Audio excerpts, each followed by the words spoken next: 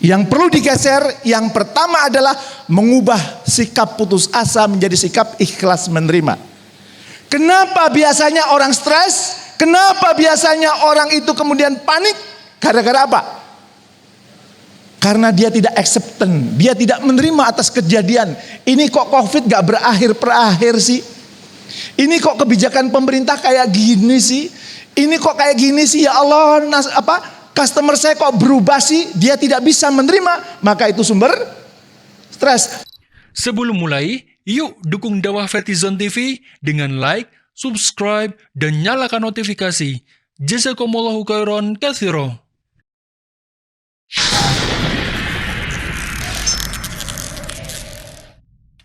Hari ini saya mengambil tema karena dunia sekarang berubah begitu cepat, banyak yang stres.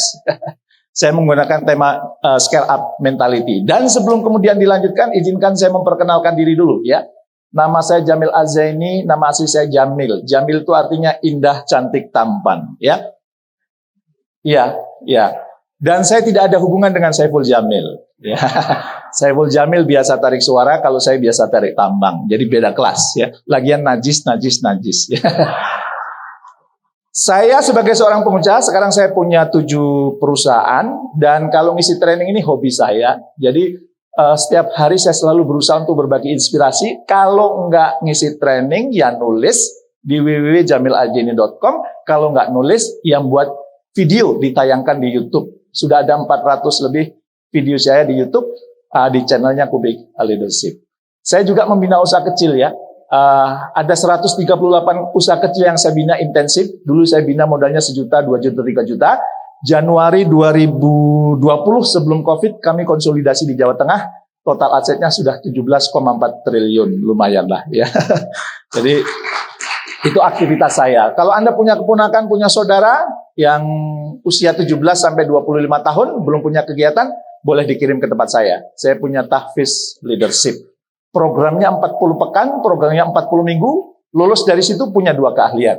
Hafal Al-Quran 30 juz dan leadershipnya oke. Dan bebas biaya, ya. Dan nggak usah khawatir bebas biaya nanti gizinya kurang, enggak. Tetap 4 sehat 5 sempurna. Genep sebeh. Kalau bahasa Sunda, kewarakan, ya. Dan alhamdulillah sekarang sudah angkatan yang ke-8, masuk ke angkat 8. Angkatan sebelumnya ada yang lanjutin, ada yang diterima S2 di UI, di IPB, ada yang lanjutin kuliah di Irlandia, ada yang di Mesir, di Turki, ya di Mekah, Madinah, ada juga yang dapat beasiswa di Brunei Darussalam. Itu mungkin kenalan ringkas saya, dan saya sudah nulis 11 buku, dan alhamdulillah 11 buku itu semuanya bestseller. Jadi nanti kalau ketemu di jalan, panggil saja Jamil. Kalau di grup saya ada yang kadang manggil babe, ada yang manggil kakek. Tolong jangan dipanggil om ya. Nah, saya sudah punya cucu 3. Oke? Baik, kita mulai. Dunia berubah begitu cepat. Dulu muncul istilah VUCA. Tahu VUCA? Volatile, uncertain, complex, ambigu. Perubahannya susah ditebak, sudah susah ditebak, rapuh, sudah begitu ambigu. Dan kemudian kami diskusi, kira-kira menaklukkan VUCA dengan apa ya? Oh, VUCA perlu setelah kami diskusi dengan para pebisnis dari para pemimpin perusahaan, VUCA bisa ditaklukkan dengan VUCA. Maksudnya apa? Volatile, uncertain, complex, ambigu bisa ditaklukkan dengan VUCA. Singkatannya apa? Vision. Visi yang jelas, kemudian understanding bisnis yang tepat, kemudian C-nya clarity, semua transparan, dan hanya agile, lincah, gak boleh baperan. Di era sekarang kalau baperan, ketinggalan zaman. Maka volatile, uncertain, complex, ambigu yang ditopang oleh perkembangan teknologi dan milenial, itu bisa kita taklukkan dengan VUCA juga. V-nya apa? Vision. Maka pertanyaan saya, apakah bisnis Anda sudah punya visi yang jelas? Kalau belum, direnungkan perlu. Karena itu akan menaklukkan VUCA. Kemudian yang kedua, U-nya apa? Understanding. Pemahaman bisnis yang utuh, pemahaman perkembangan yang utuh. C-nya clarity, semuanya transparan, ya. Semuanya kemudian apa yang mau kita rancang, apa yang kita lakukan, karyawan kita tahu, tim kita tahu, sehingga arahnya jadi jelas. Dan yang ketiga, yang keempat, agile, lincah, gak boleh kaku, gak boleh dulu kan berhasil. Iya itu dulu, sekarang dunia sudah berubah bro. Ya, agile.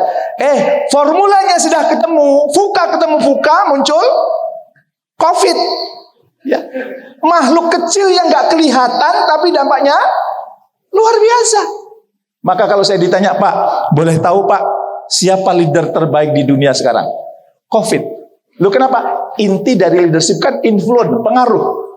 Yang bisa mempengaruhi dunia sekarang yang paling hebat siapa? COVID. Sehingga di mana-mana muncul 3M.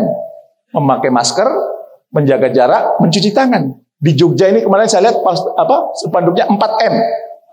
Ya, menjaga jarak, mencuci tangan, kemudian memakai masker, menghindari kerumunan.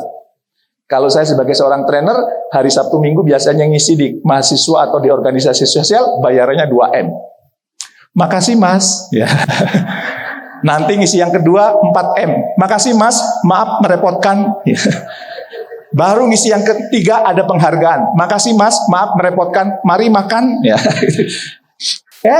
Maka kemudian perubahan yang begitu dahsyat luar biasa, belum saja kita bisa menaklukkan muncul COVID. Maka riset-riset terbaru baik itu Harvard, Oregon menentukan bahwa apa?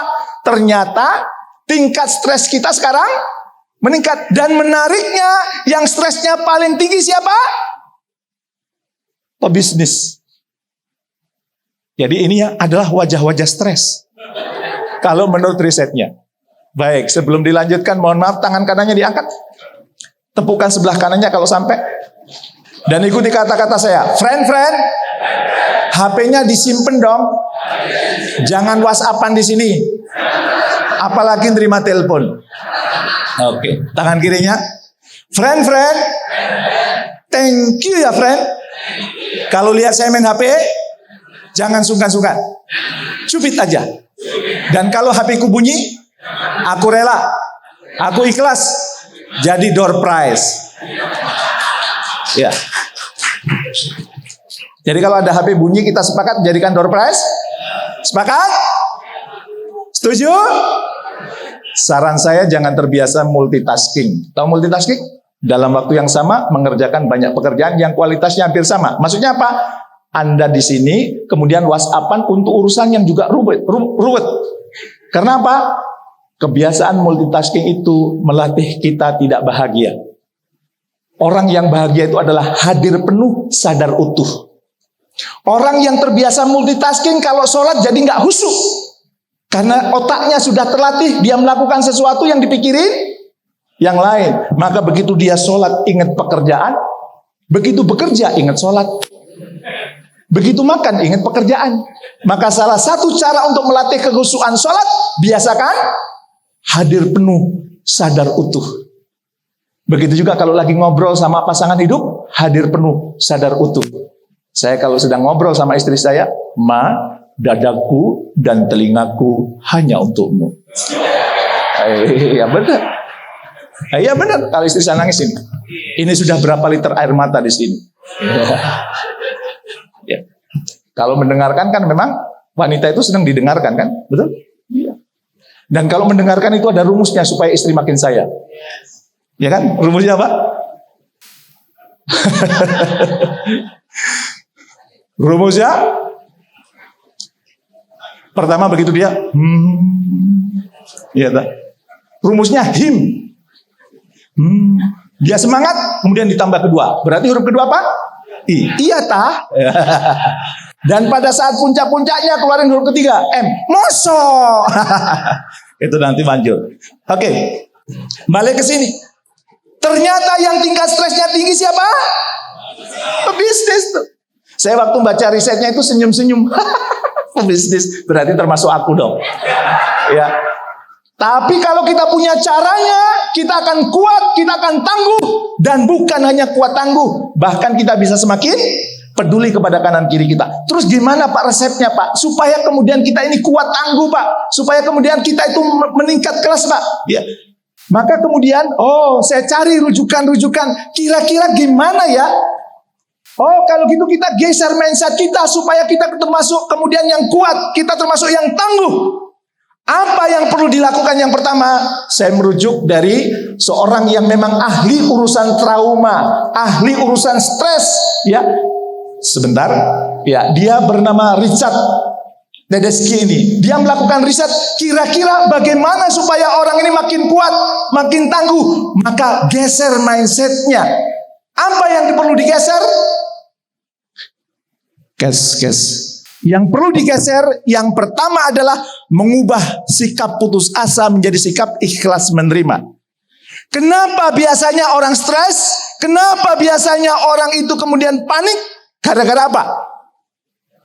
Karena dia tidak acceptance, dia tidak menerima atas kejadian. Ini kok COVID gak berakhir sih? Ini kok kebijakan pemerintah kayak gini sih? Ini kok kayak gini sih, ya Allah, customer saya kok berubah sih? Dia tidak bisa menerima, maka itu sumber stres. Maka cara pertama supaya Anda tidak stres adalah acceptance. Kalau semula, ya Allah, ini kapan berakhir sih? Sepi terus. Ampun deh. Stres. Dan gampang orang stres apa? Yang lain senyum, dia masih tanya, ini lucunya di mana sih? Gitu. Senyum ini mudah? Mudah?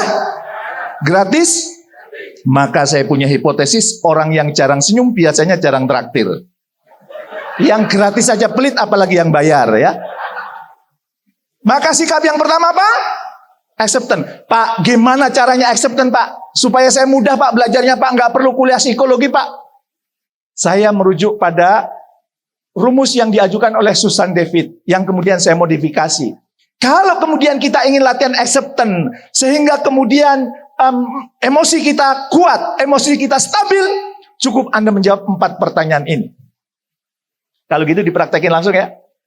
Yuk kita latihan acceptance atas kejadian-kejadian yang terjadi pada kanan kiri kita dalam bisnis kita. Ya, yang pertama, tolong jawab pertanyaan saya ini.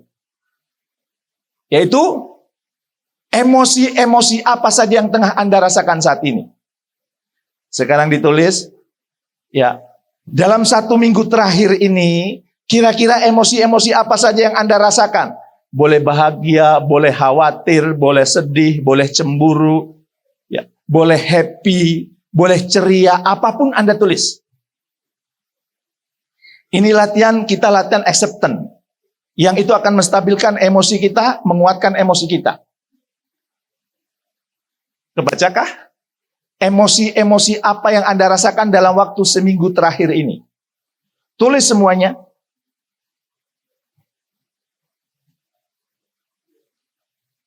Sudah? Kalau sudah, pilih satu yang paling mengganggu. Coba dilingkari. Misalnya yang paling mengganggu khawatir, maka khawatir dilingkari. Kalau yang paling mengganggu gelisah, maka gelisah dilingkari. Kalau yang paling mengkhawatirkan takut, maka takut dilingkari. Sudah? Pilih satu saja ya, jangan semuanya. Kita akan mulai berdamai dengan masa lalu. Kita perlu acceptance dengan hal-hal yang membuat kita tidak nyaman. Sudah kepilih? Kalau sudah kepilih, jawab pertanyaan yang nomor 2. Pertanyaan yang nomor 2 adalah, kalau seandainya emosi itu boleh ngomong, kira-kira emosi itu ngomong apa kepada Anda? Kenapa ini penting, kata si Susan David? Karena banyak pebisnis itu sering ngomong dengan pelanggan, sering ngomong dengan anak buah, sering ngomong dengan atasan, sering ngomong dengan mitra kerja, tapi dia jarang ngobrol dengan dirinya sendiri. Itu sumber stres. Sering ngobrol sama pelanggan, sering ngobrol sama karyawan, sering ngobrol dengan diri sendiri. Itu sumber stres. Ibaratnya apa logikanya? Suka nonton lomba balapan Formula 1? Lomba Formula 1 tuh di lapangan kemudian kadang pembalap ada yang ke pinggir lapangan, ganti ban isi bensin. Namanya apa itu? Pit stop. Dalam era sekarang tidak ada jualan lomba Formula 1 yang tidak melakukan pit stop. Dan Anda bisnisnya tidak akan pernah berhasil kalau Anda juga tidak pernah melakukan pit stop. Berhenti sejenak, ngapain? Ngobrol dengan dirinya sendiri. Karena itu bentuk bahwa kita jatuh cinta kepada diri kita sendiri. Nah, salah satu cara yang dilakukan, ngobrol dong. Emosi itu diajak ngomong. Maka sekarang kalau kemudian boleh ngomong, kira-kira kalau emosi itu boleh ngomong, emosi itu ngomong apa kepada Anda? Saya beri waktu 2 menit untuk menuliskan. Kalau seandainya emosi itu akan ngomong, maka emosi itu akan ngomong bla bla bla, terus diceritain. Anda tuliskan. Dan kenapa dituliskan penting? Karena sesuatu yang tidak nyaman tidak boleh disimpan. Dalam bahasa psikologi, bottling. Sebab sesuatu yang disimpan, itu penyebab utama penyakit kanker. Maka kalau Anda ingin lebih tenang, coba sekarang Anda ngobrol dengan diri sendiri. Siapa yang diajak ngobrol? Emosi yang membuat Anda gelisah, emosi yang membuat Anda maju, yang tidak maju, emosi yang membuat Anda kemudian terhalang untuk kemudian berkembang. Sekarang sampaikan, kalau seandainya emosi itu boleh ngomong, kira-kira emosi itu ngomong apa?